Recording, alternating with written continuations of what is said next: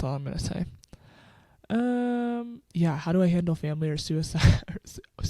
Did I just really say that? I'm so tired. How do I handle my family or societal, pressure to get married?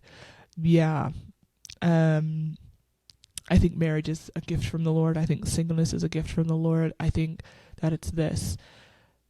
You have conversations with people. Whenever somebody's like, oh, asking me about you getting married, which honestly is really funny because did you know there's this rumor going around that I'm married and I just haven't told anybody yet, which is honestly something I would do. Which is really something I really would do. I would not say a word. That has been my life goal. My goal is to be married for at least a year before I say anything to anybody. Honestly, something I would do though. Yeah, I think you have conversations. I've had conversations with my parents about this.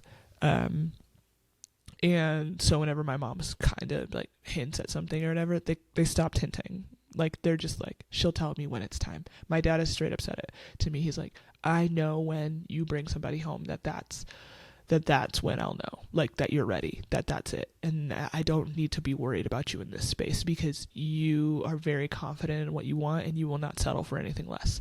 And my dad's a very good champion of my choices in this space. And my mom and I have had to have conversations about this because, you know, she loves me, but she just has things she wishes for my life, right? And she wants to see for me. But I think I've just had to have conversations where it's like, hey, no, I don't want to talk about that, or that's not where I'm at in life right now. Like, this is what I'm championing and this is what I'm going after. And when that comes, I'll tell you about it. And please don't pressure me about it. And so I've also had the other half where my mom has told people my business. And so I don't tell my business. That's just me though. What if I never get married? Is that part of God's plan for me? Yeah. I think I would ask you this, right?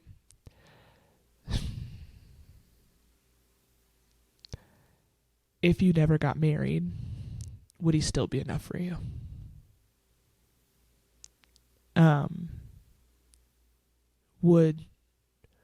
Would the blood still be enough? I think you have to ask yourself that in a lot of contexts of life. I've asked myself that, like, if God never fulfilled my greatest longing, would I still love him? And my answer has always been yes. If your answer is no, it's time to dig a deeper well.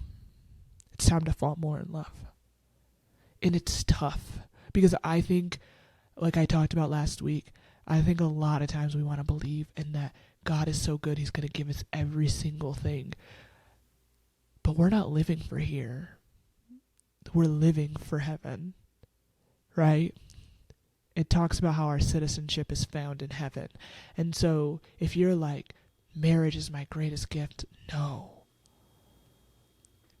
Getting to sing holy, holy, holy in heaven is your greatest gift. Sitting at the marriage feast is the greatest gift. Your seat at the table.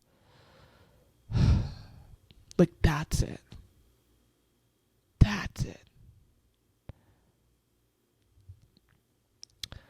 All right. I'm going to move on because I might cry if I sit on that question for a second. How can I heal from past relationships or heartbreak? Yeah, man. I talk about grief a lot. I do talk about grief a lot. I would say you get honest with yourself about it. Honestly, heartbreak is tough. And past relationships too, like there's wounds that those can bear. And I've personally just had to I've dealt with heartbreak in a different way. I haven't had to deal with heartbreak in the midst of relationship because I've only broken up with people. And usually when I break up with you, it's because I'm over this. But I'm sorry. That's me.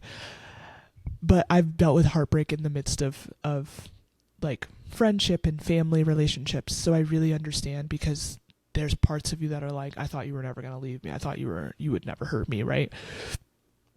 In those things, I'm going to say this. Obviously, the Lord getting honest in your heart, to deal with some of those really hard wounds that I couldn't kind of get my brain to fixture